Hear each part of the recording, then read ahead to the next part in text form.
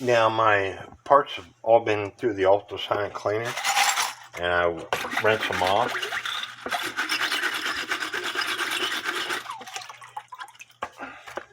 And you want to actually rinse them off a couple times. Some people have 2 separate containers because they're working at a table. I can go back and forth in my kitchen sink.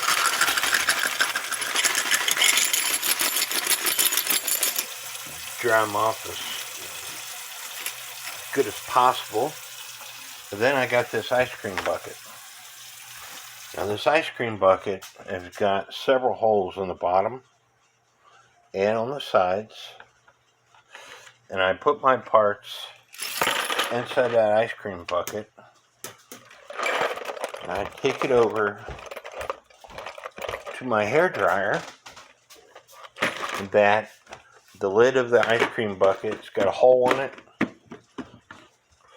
My hair dryer can fit inside that hole. And I turn it on and I dry my parts off.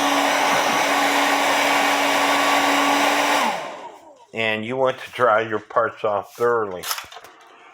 Now this part right here is called a floating balance. And you don't want to put that in your ultrasonic cleaner because the solution will mess up the balance, discolor it. Now these things cost about $63 a piece.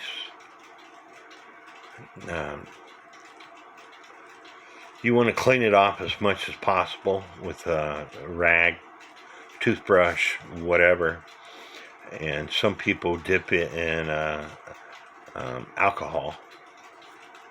And I put a little dab of oil on the hairspring.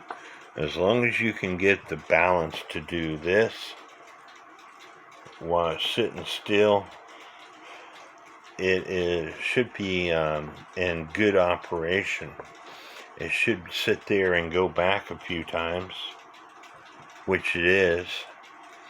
And if it don't, you might have to replace it.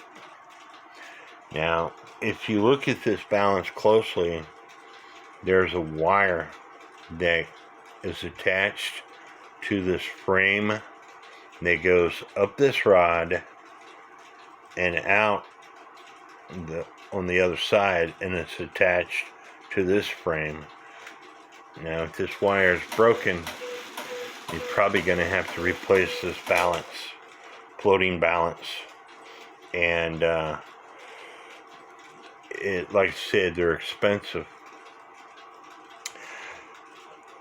To speed up or slow down your clock with the floating balance system, you would move. Let me get something to point with. Let me see.